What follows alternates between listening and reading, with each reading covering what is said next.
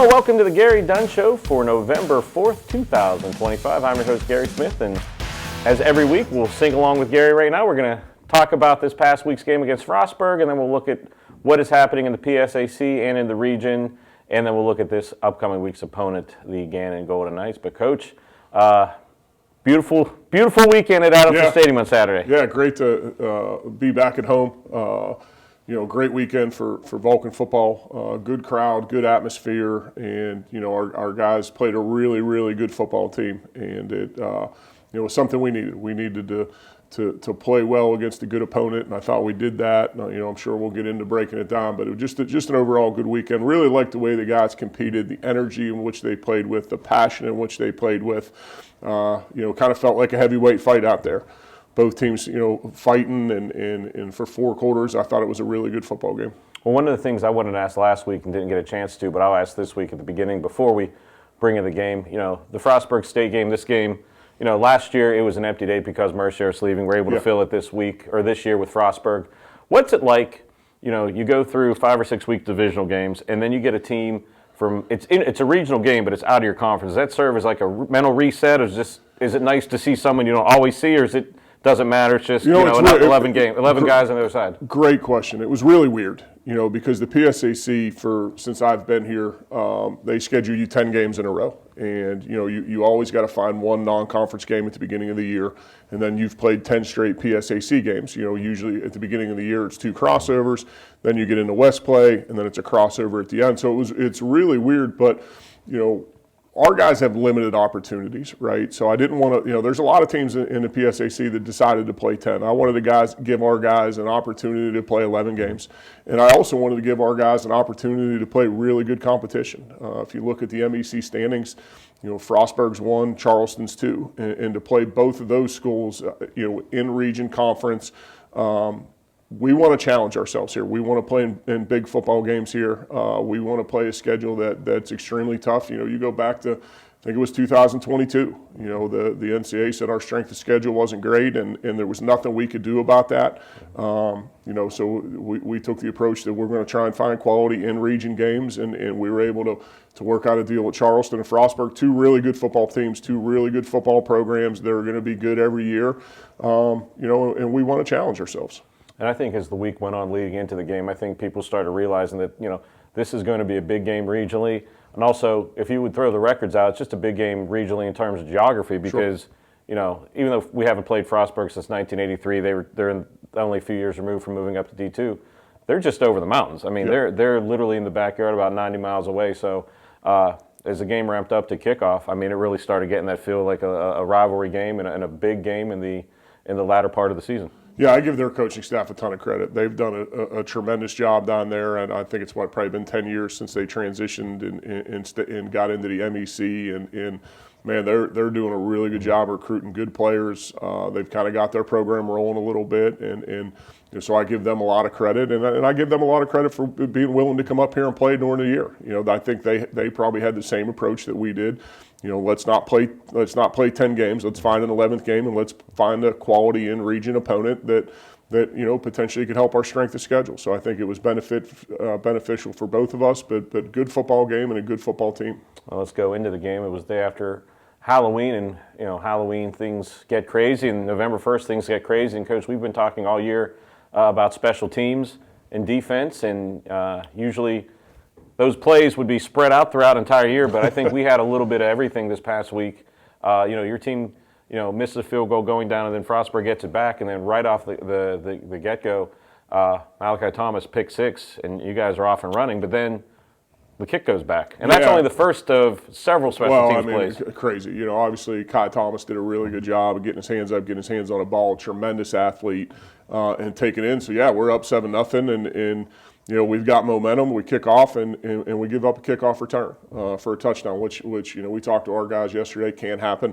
We had a couple guys make mistakes there. The kick wasn't where we wanted it. It was just kind of a snowball of errors, but we've got to be better in that situation.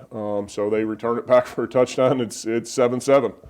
And then we keep going through the game, and we'll talk in generalities because both you and I were talking. It's been almost 72 hours, and our minds are going blank just because there's so much going on. But One of the things that, as a fan watching, it really looked like both defenses were clamping down. And I know part of that is both defenses are very good, but I also know, too, that was not an easy day to throw. It may not have looked like it on the camera if you're watching on TV or in the stands, but that was a brisk wind. Yeah, it's always windy up on top of that hill, but Saturday especially. I thought we played well offensively. I think, it goes back to, I think we shot ourselves in the foot at a couple times where we could have converted. We first drive of the game, we go down and then we end up, taking a sack and now we're kicking a 40-yard field goal with that wind is really tough. So that was one possession. There was another possession where we had a 3rd and 1 and we were in a 2-down situation. I think we were at about the 30-yard line where if we don't get we're going to run the ball. If we don't get it, we're going to go for it on 4th down. We get a holding call that backs us up. It's just the things that happened all day. But what I was really proud of in all 3 phases is the energy that we played with, the passion that we played with, how we lifted each other up. I think the defense, we made a big emphasis going into this game about red zone defense. We haven't been very good in the red zone. If a team gets down there, we've got to hold them to a field goal try and not give up touchdowns and then flip that offensively. We got to score touchdowns in the red zone. And I thought we got better at both of those areas, and I really think that was the difference in the game. Well, you talk about red zone interceptions. You had a big one later in the game. Keith Jarney and Frostberg was driving, but I think it was 4th and 8, 4th and 9. Just on the edge of field goal range for Frostberg, steps in front and really stops a pretty big drive because at that point that could have flipped. I believe they would have taken a 2-point lead had they scored a touchdown on that drive, and then that gets you guys right back in the fast lane going down the other way. Yeah, and I think we went down and scored on that drive. So that was a big possession. Keith did a great job, played it perfectly. That's what we talk to our guys about. If you're in the right position, the ball is going to find you. If you do your own thing and you ad lib and you're not, then it's not. But if you do the right thing, the ball's going to find you. Read your keys, do your job, and make a play when it presents itself. And Keith did that. I thought, offensively, I thought Kendrick Aguilar played his best football game. I think he ran for 99 yards. He ran some hard runs, some good red zone runs, got in the end zone twice.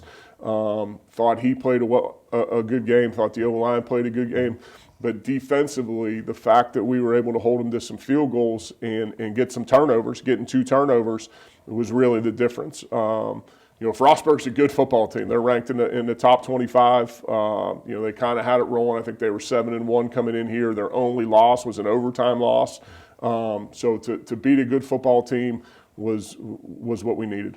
Well, putting a bow on the turnover situation. There's another turnover in the game that doesn't show up really in the stats because it was on the 2-point conversion, but that's key because that 2-point conversion happens. It's a tie ball game, and we all know, late in the season, 2 good teams, when it's close, there's not a lot of margin for error. And again, that interception, you can just see on the sideline just really pumped up your guys. It's momentum play, right? And we brought a lot of pressure on him there, and he kind of got flushed and threw it up. And Lexi does a good job of ball hawking and finding the football. Lexi Sangster, that was a huge play. But there's so many things that we talked to our guys about yesterday that we need to clean up. We gave up a punt block for a touchdown, which is. We had a guy that kind of just tripped a little bit, and things happen, right? Mm-hmm. Things happen in football, but we've got to do a better job of controlling the things that we can control. But man, did we battle. Well, and one last special teams, we'd be remiss if we didn't mention Deontay Williams, PSAC Special Teams Athlete of the Week, 87 kick return yards and another touchdown coming back from there, and then 53 more punt return yards. And and I was even watching. It seemed like a couple times they were kicking away from him. Yeah. And, the benefit of that was the kicks weren't going as far. You guys are getting better field position. But just talk about that young man. He's a weapon back there on kick returns. Yeah, I tell you what, he's feeling it right now. He's doing a really good job, but I think he'll be the first to tell you that his blockers are doing a good job. The kick you're talking about, they were trying not to kick it to him. Mm-hmm. He ends up being able to get his hands on it, and I'll tell every Vulcan football fan to go back and watch that play and watch what number 5 does. Watch what Lexi Sangster does. Lexi Sangster blocks 3 guys. He's blocking his guy. When Deontay passes him, he drops him, and he goes and gets another guy. When He's done with him. He goes and blocks the kicker to spring the touchdown. So those two guys were our special teams players of the week.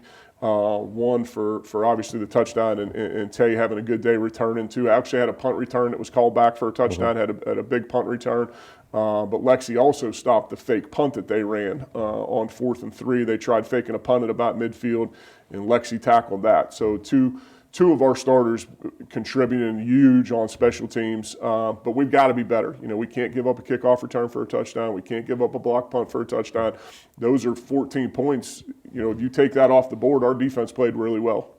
It was a great afternoon for Vulcan football, and me personally, I have a couple friends that live in Frostburg, so you and your team glad we could give you bragging rights, because they were chirping a little bit last week, but the phone's been kind of silent the last couple of days, so I appreciate that. But let's take a look at the highlights, and as Coach said, let's look at the punt or the kick return. Let's look at the blocking, and then when we come back, we'll talk about this upcoming week's opponent, the Gannon Golden Knights. You're watching the Gary Dunn Show right here on CUTV.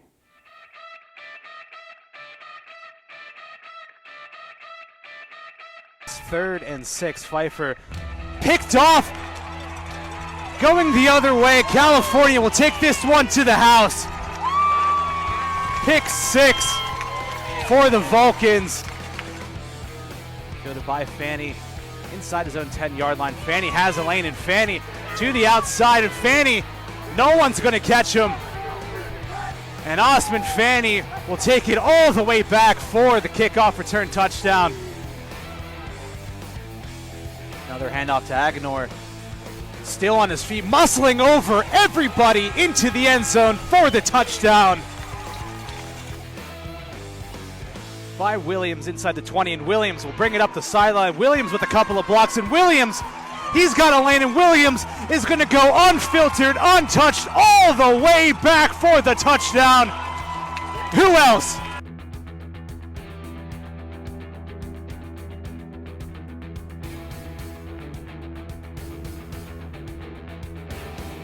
Cook's field goal.